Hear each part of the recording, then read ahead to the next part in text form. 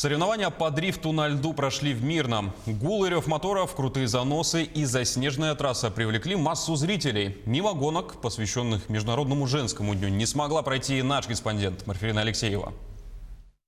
Около 20 участников Смирного и города Ленска соревновались в 3 дисциплинах – гонки автоледи, тайм-атак и дрифт. Ледяная трасса длиной около 1 километра расположилась на озере в районе Северо-Восточной котельной. Погода выдалась холодная, но на боевой настрой это никак не повлияло. Это у нас 3-е соревнования ежегодные, приуроченные к 8 марта.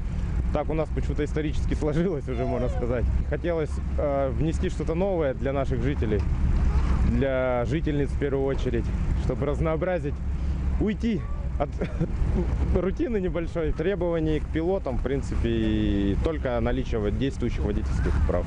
Гонку открыли девушки. Задачей было на лучшее время проехать 1 круг трассы. Затем гонка среди мужчин. Соревнование закрыла самая зрелищная и долгожданная дисциплина – дрифт. Здесь баллы начислялись не только за скорость, в основном за маневренность и умение красивого заноса на льду. Гонщики приехали на авто разных классов – от отечественных до джипов. Но все же преобладала численность марки «Жигули». Ну, в основном в ледовом дрифте преобладают отечественные марки «Жигули» в основном, потому что это достаточно бюджетный вариант, но и очень конкурентоспособный.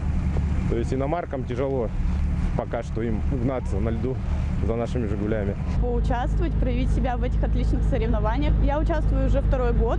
Именно автомобиль у меня всегда «Жигули» для участия. Мне нравится. Все такие прям, я не знаю, невероятные. Мне понравились организаторы и все, как красиво тут.